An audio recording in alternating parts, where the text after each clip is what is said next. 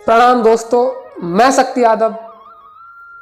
आज हम आपको बताएंगे कि इस भूमंडल पर अवतारी शक्तियाँ क्यों जन्म लेती हैं, वो क्यों आती हैं, किस समय आती हैं इस भूमंडल पर अवतारी शक्तियाँ।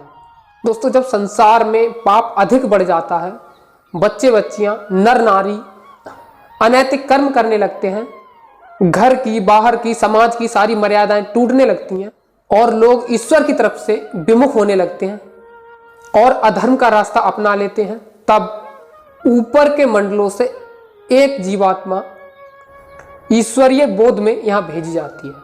और वो आत्मा जो यहाँ आती है वो काल का रूप होती है। उसका कार्य होता है अधर्मियों का विनाश करके पुनः धर्म की स्थापना करना। ऐसी आत्माएं जीवात्मा का कल्याण नहीं कर सकती। और दोस्तों, इसी काम के लिए त्रेता युग में भगवान श्री राम और द्वापर में श्री कृष्ण भेजे गए थे। ये जो आत्माएं होती हैं ये मुक्ति मोक्ष प्रदान नहीं कर सकती। ये केवल अधर्मियों को मिटा के धर्म की पुनः स्थापना करके अपना कार्य समाप्त करके पुनः अपने धाम लौट जाती हैं। और दोस्तों, ऐसी आत्माएं जो अवतार लेके भूमंडल पर आती हैं, जैसे राम और कृष्ण, इन लोगों से जो लोग प्यार करते हैं उन्हें भौतिक लाभ तो मिल सकता है, सांसारिक लाभ तो मिल सकता है, जैसे अच्छा स्वास्थ्य, धन, पद, मान, प्रतिष्ठा, ये सब तो मिल सकता है, परंतु आत्म कल्याण नहीं हो सकता, आत्म मुक्ति मोक्ष नहीं मिल सकता। जन्म मरण के बंधन से वो आत्माएं आपको छुटकारा नहीं दिला सकती। तो दोस्तों, एक उदाहरण भी है। उद्धव जी थे, कृष्ण भगवान के बड़े प्रेमी थे और हमेशा उनके साथ रहते थे, और जो भी कृष्ण भगवान ने उनसे कहा उनकी हर आज्ञा का पालन वो उद्धव जी जो थे वो किया करते थे। और दोस्तों, जब भगवान श्री कृष्ण का जाने का टाइम आया तब उद्धव जी ने कहा भगवान श्री कृष्ण से, हे प्रभु, आप हमें भी अपने धाम ले चलिए।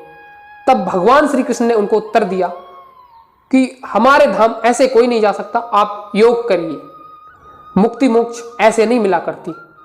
और दोस्तों, इतनी बात सुनने के बाद उद्धव जी रो पड़े और बोले, हे प्रभु, आपने मुझे पहले नहीं बताया, अब मैं बूढ़ा हो गया हूं, अब मैं योग कैसे कर पाऊंगा।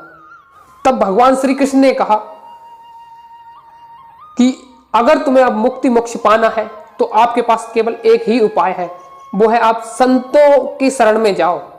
मुक्ति मोक्ष जो है वो उन्हीं के अधीन है, संतों के ही अधीन है। ये भगवान श्री कृष्ण ने उद्धव जी को समझाया और बताया कि उनके द्वारा ही, संतों के द्वारा ही जीव सहज में मुक्ति और मोक्ष प्राप्त कर सकता है, और कोई दूसरा रास्ता नहीं है। दोस्तों, अवतारी शक्तियां जो आती हैं इस भूमंडल पर वो सिर्फ अपना काम करने आती हैं, यानी अधर्मियों का विनाश करके धर्म की स्थापना करके अपने परम धाम वापस लौट जाती हैं।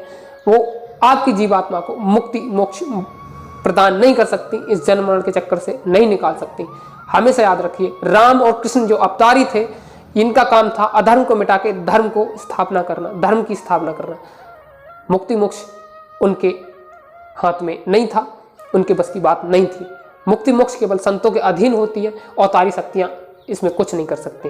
अवतारी शक्तियां खुद कर्म के बंधन में होती हैं। जैसे त्रेता युग में भगवान श्री राम ने बाली को पेड़ के पीछे छुप के मारा, उसी का बदला, उसी का कर्म का कर्जा भगवान श्री कृष्ण के रूप में श्री राम को भगवान कृष्ण अवतार में कृष्ण के रूप में बहेलिया ने जब तीर मारा तब उस तीर की पीड़ा से उन्होंने प्राण त्यागे, उसका बदला देना पड़ा। तो जब उनसे कर्म कर्जा खुद नहीं चुकता तो आपके कर्म कर्जे को क्या उतारेंगे और क्या आपको मुक्ति मोक्ष दिल पाएंगे।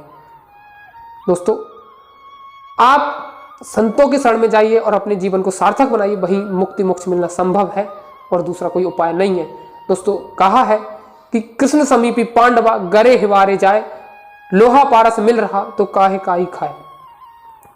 अर्थात भगवान श्री कृष्ण के कितने प्यारे पांडव थे, कितने करीबी थे, 24 घंटे उनके साथ रहते थे, परंतु उनकी अंत में क्या गति हुई कि उन्हें हिमालय में जाके गलना पड़ा और फिर उन्हें नरक की झलक भी देखनी पड़ी। तो आपने तो कृष्ण को देखा नहीं है, सोचिए आपका क्या हाल होना है। तो याद रखिए, केवल संतों की शरण में ही सुख शांति है और कोई दूसरा रास्ता नहीं है। अपनी भजन भक्ति अगर आपको सच्ची करनी है तो संतों की शरण में जाइए और अपने जीवन को इसको सार्थक बनाइए। दोस्तों, आज की वीडियो में इतना ही। हम मिलते हैं दूसरी वीडियो में, तब तक के लिए जय गुरुदेव, अपना ध्यान रखिए।